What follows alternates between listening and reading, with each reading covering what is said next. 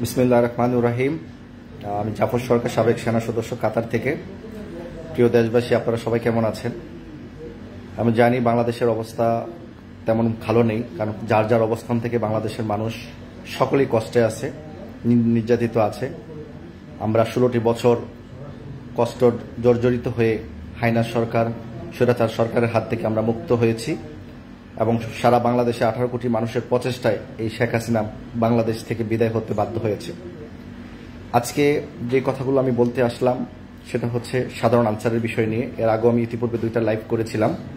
বাংলাদেশের অনেক মানুষ অনেক পেজে অনেক আইডিতে পোস্ট করা হচ্ছে সাধারণ আনসারকে বিলুপ্ত ঘোষণা করা হোক। আসলে মানুষের ক্ষতি করে কোনো সমাধান করা যায় না, সমাধানে আসা যায় না। বাংলাদেশ আনসার একটি পুরাতন বাহিনী, বাংলাদেশ নয়, পাকিস্তান নয়, ব্রিটিশের পর থেকেই এই আনসার বাহিনীর জন্ম হয়েছে। আপনারা জানেন এই আনসার বাহিনীর ভালো দিকটা আমাদের ধরতে হবে, খারাপ দিকটা ছেড়ে দেই। কারণ খারাপ ভালো মন্দ 16টা বৎসর আমরা প্রত্যেকটা প্রশাসনের মাধ্যমে, প্রত্যেকটা বাহিনীর মাধ্যমে আমরা ভালো কিছু পাই নাই। দেশের মানুষ সেরকম সুযোগ সুবিধা পায় নাই সমস্ত বাহিনী। তাহলে ছোট্ট একটা বাহিনী যেটা সাধারণ আনসারের নিচে আর কি বাহিনী হতে পারে সেটা আপনারাই ভালো জানেন। তো আপনারা জানেন এই সাধারণ আনসার 47-এর পর থেকে এই বাংলাদেশের সেবা করে আসতেছে এবং 71 সালে আপনারা দেখছেন ভাষা আন্দোলন, 1952 সালে ভাষা আন্দোলনেও তারা অনেক ভূমিকা পালন করেছে, অনেক আন্দোলন সংগ্রাম তারাও যুক্ত হয়েছে। 1971 সালেও তারা 40,000 অস্ত্র মুক্তিযোদ্ধাদেরকে প্রদান করেছে এই দেশ স্বাধীন করার জন্য এবং নিজেরাও সশরীরে যুদ্ধ করেছে এবং 600 উপরে তারা শহীদ হয়েছেন মুক্তিযুদ্ধে এবং 2 জন খেতাবপ্রাপ্ত হয়েছেন এই সাধারণ আনসার বাহিনীতে। এবং বাংলাদেশের যখন প্রথম প্রধানমন্ত্রী গার্ড অফ অনার হয়, বাংলাদেশের প্রথম গার্ড অফ অস্থায়ী প্রধানমন্ত্রী বা প্রধানমন্ত্রীর দায়িত্ব যখন পালন করা হয়, প্রথম গার্ড অফ অনার হয়, তখনও কিন্তু 12 জন আনসার সদস্য দিয়েই গার্ড অফ অনার পালন করা হয়। কারণ কতটুকু গুরুত্বপূর্ণ ছিল সাধারণ আনসার। এবং সারা বাংলাদেশে 5,000-এর উপরে লোকেশনে সাধারণ আনসার ডিউটি করে যাচ্ছে সততা এবং নিষ্ঠার সাথে। ঘুষ সব জায়গাতেই খেয়ে এসেছে এই 16 বছরে, শুধু সাধারণ আনসার না, সব জায়গাতেই সব বাহিনী টুকটাক করেছে, এটা আপনারা জানেন। তো সারা বাংলাদেশের ভিতরে সবচেয়ে ঘৃণিত, সবচেয়ে লজ্জিত আমরা পুলিশ বাহিনীকে মানুষ জানতো, কিন্তু আনসার বাহিনীর নামও কিন্তু কেউ নেয় নাই।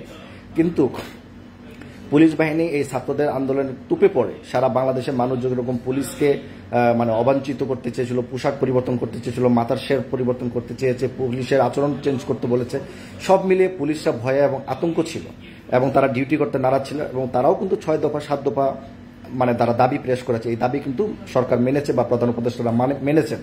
তো এখন কথা হলো, পুলিশের উপর মানুষের এত অভিমান, এত খারাপ ধারণা থাকার পরও পুলিশ যদি ক্ষমা পাইতে পারে, তারা সরকারি কোষাধ্যক্ষকে বেতন নিচ্ছে, তাদেরকে অস্ত্র দেওয়া হয়েছে শান্তি শৃঙ্খলা বজায় রাখার জন্য, কিন্তু শান্তি শৃঙ্খলা বজায় থেকে তারা অনেক দূরে ছিল।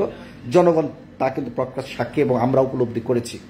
এবং আমি জাফর সরকার সবসময় দেশ এবং জনগণের, সংবিধানের পক্ষে, জনগণের পক্ষে আমি প্রতিবাদ করেছি। যেই কারণে রাষ্ট্রীয়ভাবে আওয়ামী লীগ সরকার আমাকে কাতারে গ্রেফতার করা হয়েছিল এবং আমাকে অনেক দিন, অনেক মাস আমি জেলে ছিলাম। যে জেল মামলা থেকে উদ্ধার হতে গেলে আমার 70 লক্ষ টাকা খরচ হয়, রাষ্ট্রদ্রোহী মামলা, এবং আমাকে বাংলাদেশে নিয়ে আসতে চেয়েছিল। তারপরও আমি দেশের মানুষের পক্ষে, দেশের মানুষের জন্যই আমি কথা বলি। আমার কোনো বেনিফিট নাই, কারণ যেটা সত্য, আমার চাই আমার দেশের মানুষ ভালো থাকুক, সুস্থ থাকুক, সবাই যার যার অবস্থান থেকে সুখে থাকুক, এটাই আমরা চাই। আর বিশেষ করে আমি এই কথাটাই বললাম যে পুলিশ বাহিনী যদি ক্ষমা পাইতে পারে বা পুলিশ বাহিনীর জন্য যদি এত অভিমান থাকার পরও যদি পুলিশ বাহিনী এখন সবার জন্য কাজ করতে পারে, তাহলে আনসার বাহিনী কেন পারবে না? আর আনসার বাহিনী বিশেষ করে এখানে প্রায় 50-60 হাজার আনসার বাহিনী আছে সারা বাংলাদেশে সব মিলিয়ে।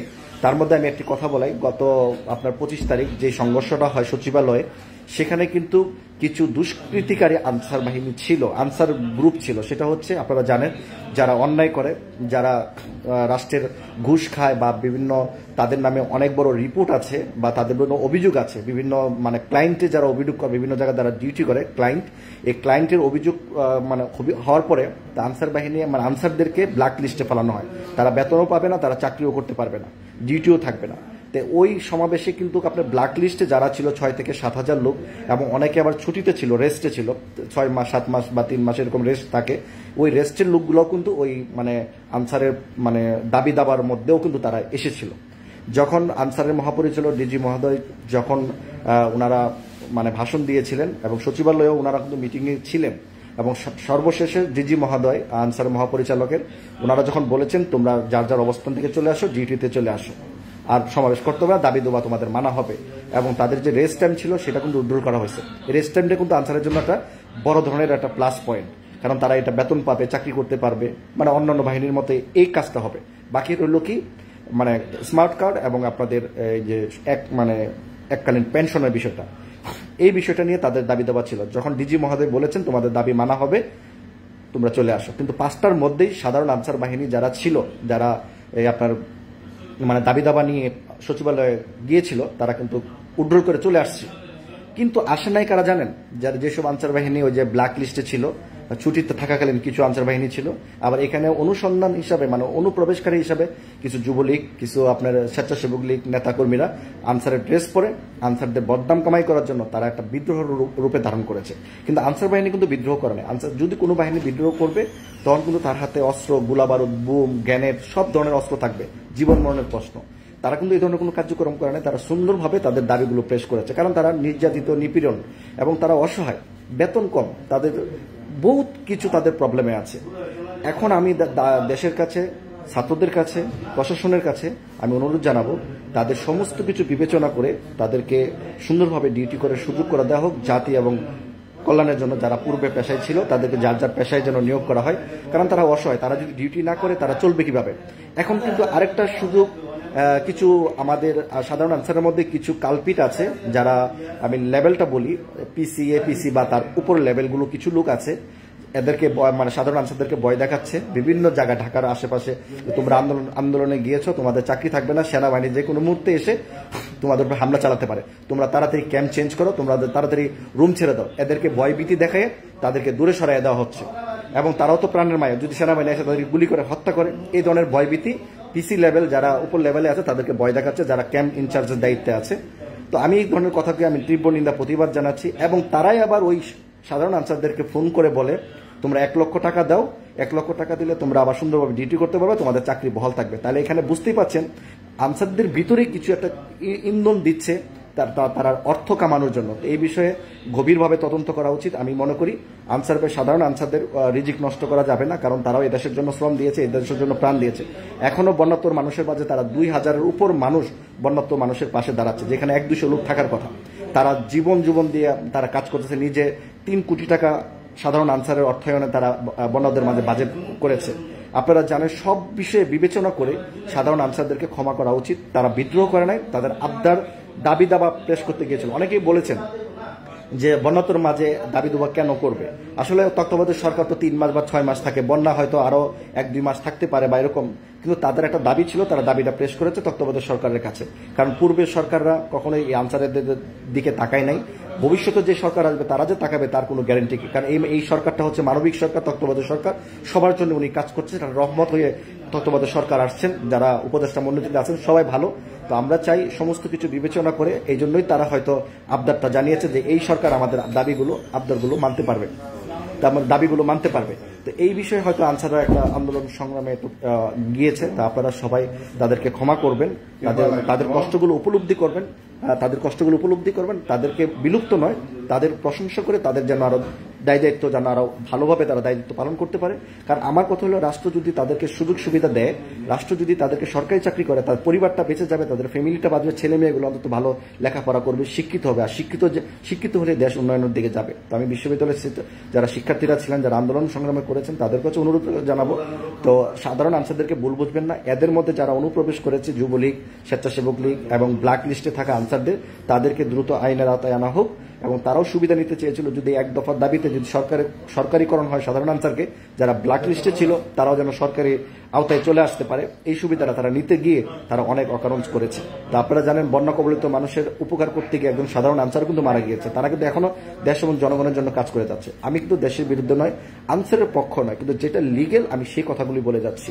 তো অতএব আমি সেনাবাহিনীতে ছিলাম, আমি দেশ এবং জাতির জন্য কথা বলি, এটা আমার নৈতিক অধিকার আছে, সংবিধান আমাকে সেই অধিকার দিয়েছে। কিন্তু আমি আশা করব আনসার বাহিনীর যারা যে অবস্থানে আছেন, আমি ডিজি মহোদয়ের কাছে অনুরোধ জানাবো, আপনাদের একটা ছেলেকেও, একটা কর্মীকেও আপনারা যেন কষ্ট না দেন।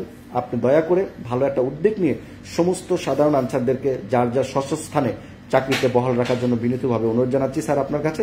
এবং স্বরাষ্ট্র উপদেষ্টা যারা আছেন lieutenant general Jahangir Alam Chowdhury sir, আপনাকেও বলবো আপনিও সাধারণ আনসারের বিষয়টা বিবেচনা করে তাদের যেন আরো উন্নয়নমূলক উন্নত জীবনযাপন করতে পারে সেই বিষয়ে আপনি একটু সুদৃষ্টি রাখবেন এবং প্রধান উপদেষ্টার সাথে আলোচনা করে তাদেরকে যেন সরকারি করা হয়। কারণ সাধারণ আনসারের ভিতরে এখন শতকরা 70-80% গ্রাজুয়েশন কমপ্লিট করা এবং উচ্চশিক্ষিত ইন্টারমিডিয়েট পাশের নিচে নাই। তো তারা যদি একটা সরকারি চাকরি প্রত্যাশা করে, এটা কোনো ভুল নয়, এটা তাদের একটা যুক্তিযুক্ত এটা দাবি। অতএব তারা কিন্তু, আমি আবারও বলছি, তারা কিন্তু আপনার বিদ্রোহ করে নাই, তাদের কাছে অস্ত্র গোলাবারুদ কোনো কিছুই ছিল না, এটা সবাই দেখেছেন। আর যারা মারামারি করেছে, ঝগড়া বিবাদ করেছে, তারা আনসারের কিছু ব্ল্যাক লিস্টে ছিল, যে যারা আনসারদেরকে আনসার হেডকোয়ার্টার তাদেরকে ডিউটি এবং বেতন থেকে বঞ্চিত করেছে। ওই ধরনের ব্যক্তিদেরকে, অপরাধী ব্যক্তিদেরকে তাদেরকে দূরে সরায় রাখা হয়েছে। ওই ধরনের ব্যক্তিরা ইউনিফর্ম পরে আনসারদের সাথে মিলিত হয়ে সাধারণ আনসারদের বদনাম কামাই করেছে। তাই সাধারণ আনসারের বিষয়ে আপনারা কেউ ভুল বুঝবেন না। হয়তো ভালো মন্দ সব জায়গায় থাকতে পারে, সমস্ত দলে কিন্তু, সমস্ত ডিফেন্সে কিন্তু আছে, আপনারা ইতিপূর্বে বক্তব্য আমি বলে দিয়েছি। তো সাধারণ আনসাররা যেন সুষ্ঠুভাবে তারা চাকরি করতে পারে, তাদের পরিবার আছে, তারা অনেক অসহায়, তারা গরিব মানুষ, তাদের পেছনে আপনারা থাকবেন। আর যেসব কালপিটগুলো সাধারণ আনসারদেরকে ক্যাম্প থেকে বেরিয়ে যাওয়ার সুযোগ করে দিয়েছেন, যে সেনাবাহিনী আসবে তোমাদেরকে ধরবে বা তোমাদেরকে অ্যাটাক করতে পারে, তোমাদের উপর হামলা করতে পারে, ওই ধরনের ব্যক্তিদেরকে আইনের আওতায় আনা হোক এবং তাদেরকেও আবার জিজ্ঞাসাবাদ করা হোক তারা কেন সাধারণ আনসারদের কাছে আবার 1 লক্ষ টাকা করে চাচ্ছে, যে 1 লক্ষ টাকা করে দিলে সাধারণ আনসারের চাকরি আবার ফেরত পাবে, তারা ডিউটি করতে পারবে। ওই ধরনের ব্যক্তির তদন্তের মাধ্যমে ওদেরকে গ্রেফতারের দাবি জানাচ্ছি। ওরাই সাধারণ আনসারদেরকে উচ্ছৃঙ্খল বানানোর জন্য সুযোগ সুবিধা করে দিচ্ছে আমি মনে করি। তো সাধারণ আনসাররা যে জায়গায় আছেন ভালো থাকবেন। আমি চাই আমি দোয়া করি আল্লাহর কাছে আপনারা যেন পূর্বের কর্মে যেন আপনারা ফিরে যান এবং সততা এবং নিষ্ঠার সাথে কাজ করেন। দেশ এভাবে এগিয়ে যাবে। আপনারা যদি সততা পালন করেন, দেশ ভালোভাবে চলবে।